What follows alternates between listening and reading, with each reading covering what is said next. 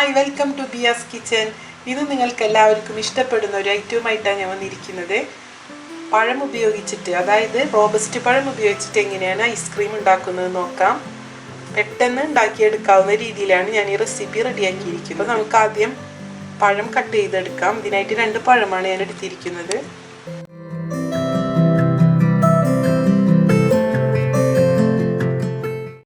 നമുക്കിനി ഇത് റൗണ്ടായിട്ടൊന്ന് കട്ട് ചെയ്തെടുക്കാം.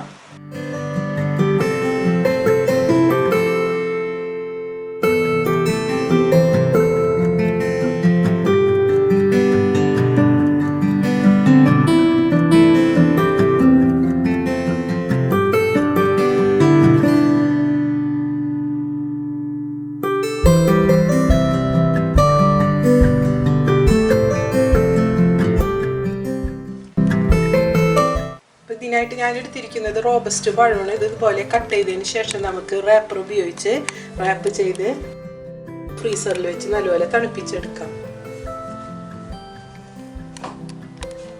നമുക്ക് റാപ്പർ ഉപയോഗിച്ച് ഇതുപോലെ ഒന്ന് റാപ്പ് ചെയ്തെടുക്കാം. ഇതുപോലെ റാപ്പ് ചെയ്തതിന് ശേഷം നമുക്കിത് ഫ്രീസറിൽ വെച്ച് ഒരു 6 മണിക്കൂർ ഫ്രീസ് ചെയ്തെടുക്കാം.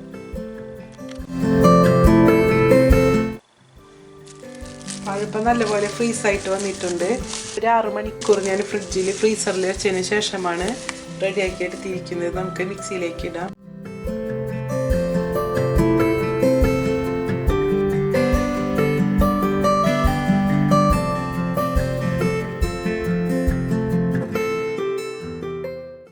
ഇതുപോലെ ഇങ്ങനെ നല്ലപോലെ ഫ്രീസാക്കിയിട്ട് നമുക്ക് എടുക്കണം. എങ്കിലാണ് നല്ല ഫ്ലഫി ആയിട്ടുള്ള ഐസ്ക്രീം നമുക്ക് റെഡിയാക്കാൻ പറ്റുള്ളൂ. നല്ല ഐസ് പിടിച്ചിട്ട് പാത്രത്തിനടിയിൽ നിന്ന് കിട്ടാൻ ബുദ്ധിമുട്ടാണ്. ആ രീതിയിൽ വേണം നമ്മളിത് തണുപ്പിച്ചെടുക്കാനായിട്ട്.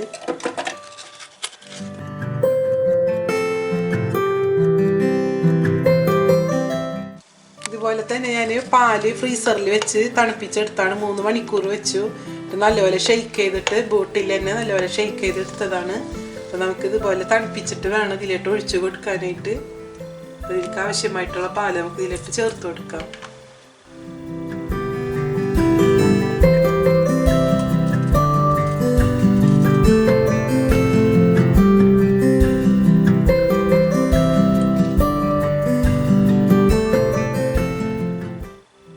ഷുഗറിന് പകരമായിട്ട് ഞാൻ ഇതിലേക്ക് ഹണിയാണ് ചേർത്ത് കൊടുത്തിരിക്കുന്നത്.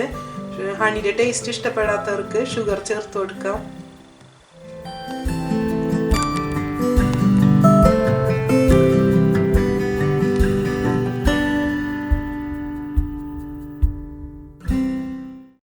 ഇനി നമുക്ക് നല്ലപോലെ ബ്ലെൻഡ് ചെയ്തെടുക്കാം.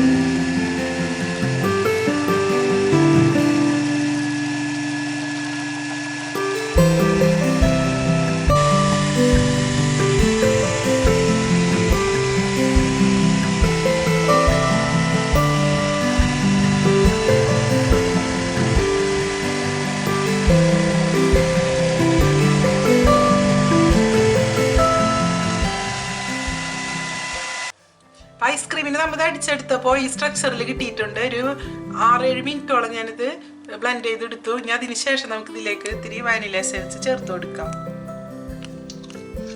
ഒന്നുകൂടെ നമുക്കിതൊന്ന് ബ്ലെൻഡ് ചെയ്തെടുക്കാം.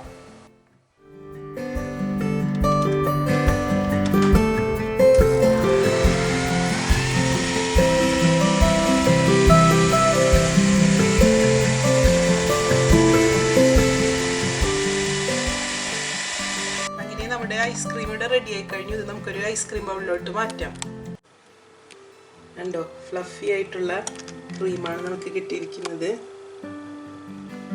പെട്ടെന്ന് റെഡിയാക്കി എടുക്കാൻ പറ്റിയ ഐസ്ക്രീമാണ്.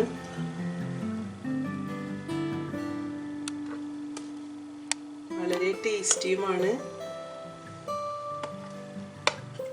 അല്പം ഇൻഗ്രീഡിയൻസ് വെച്ചതുപോലെ പെട്ടെന്ന് നമുക്ക് റെഡിയാക്കി എടുക്കാം.